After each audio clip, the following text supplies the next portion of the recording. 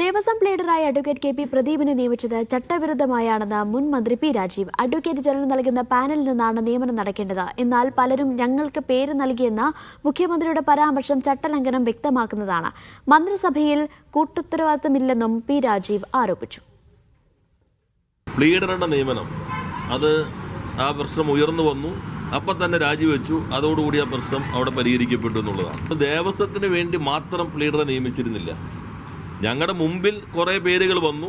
അപ്പോൾ ഓരോരുത്തരും ഏതെല്ലാം കേസുകൾ വാദിച്ചു എന്ന് നോക്കാനുള്ള എഐക്ക് പോലും കഴിയില്ലല്ലോ എന്നാണ് അദ്ദേഹം പറഞ്ഞത്. അത് കാണിക്കുമ്പോൾ പൂർണ്ണമായിട്ടും ചട്ടവിരുദ്ധമായിട്ടാണ് ഈ നിയമനം നടത്തിയത്.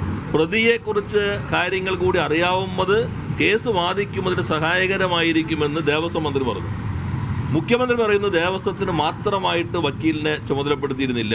അദ്ദേഹം എറണാകുളത്ത് പോയിട്ട് AGയുമായി ചർച്ച ചെയ്തിട്ടാണ് സ്പെഷ്യൽ ഗവൺമെൻറ് പ്ലീഡർമാർ ആരൊക്കെയാണെന്ന് നിശ്ചയിക്കുന്നത്. അപ്പോൾ മന്ത്രിസഭയ്ക്കകത്ത് വന്ന കാര്യത്തിൽ ഈ കൂട്ടുത്തരവാദിത്വം വല്ലാതെ തകർന്നിരിക്കുന്നു.